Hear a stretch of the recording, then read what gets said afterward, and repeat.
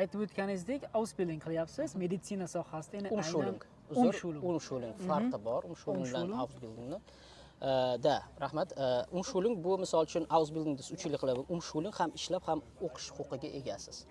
Bu juda ham muhim, finansiy tomondan ham birinchi galda. Alohida mavzu bu. Xo'p, mana shu umumiy hisobda ta'lim sohasining 3 ta plus tarafini aytsangiz, qaysi taraflar bo'lardi?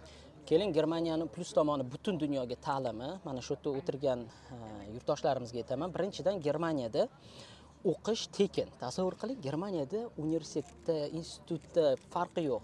O'qisangiz tekin. Agar Ausbildung qiladigan bo'lsangiz, talabasiz. Mana yaqinda bitta vatandoshimiz keldi, 18 yoshga to'lib turib, video qo'ydim Instagram akkauntimga. 18 yoshga o'z kuchi bilan keldilar. 18 yoshda o'z kuchi bilan. Hech qanaqa firmalarni aralashtirmaganlar. Oyiga 900 ming yevro topadilar. Topyapti ham ishlab. Topadilar. Undan tashqari qo'shimcha ish qilishlari mumkin. Ausbildung qilyaptilar. Ham o'qib, ham praktika qilganlarning hisobiga oyiga 900 ming yevro kontrakt bo'yicha qo'shimcha ish 500, 1,5 ming. 18 yoshli bola bizda universitetni bitirsa qancha pul topadi? Tasavvur qiling, 18 yoshli bola kelib turib 1,5 ming, bizani pulda 15-16 million so'm topadi. Sizlar hali ham o'tiribsizlar mani. Boshlanglar til o'rganishni. Boshlash kerak til o'rganishni. Bu mana birinchi plus tomoni.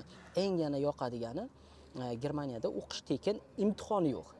Imtihon yo'q. O'qishga kirmoqchi bo'lsangiz, institut, universitetga imtihon topshirmaysiz. Yana bir plus tomonimi aka bu? Bu eng plus tomonlaridan bittasi.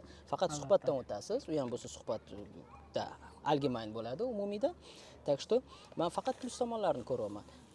Ausbildungga kelgandan keyin ayniqsa nima deydi, qolish huquqiga, umrbod qolish huquqiga ega bo'lasiz. Ish beruvchingiz o'sha praktika qilgan joyi 80-90% olib qoladi ekan. Universitetda o'qiyotgan bo'lsangiz, bitta tomoni bor. Agar siz universitetda o'qiydigan bo'lsangiz, bank shot qilishingizga to'g'ri keladi. Ya'ni nima degani? Kartaga pul o'tkazasiz, o'zingizni xavfsizligingiz uchun, o'zingizga pul kerak bo'ladigan bo'lsa, o'shandagini ishlatasiz. Bu ham hozirgi kunda 11 mingmi shunaqa bank shot. Agar siz mana bu grant asosida keladigan bo'lsa, hammasi tekin. To'g'ridan to'g'ri O'zbekistondan kelish uchun Ausbildung uchun hech qanaqa hisob raqam ko'rsatish shart emas.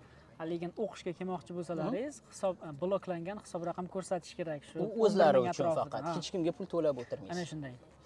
Aka, mana shular edi plus tomonlari men tomondan. Ketdik dalsha aka, Valxonlarga. Aynan.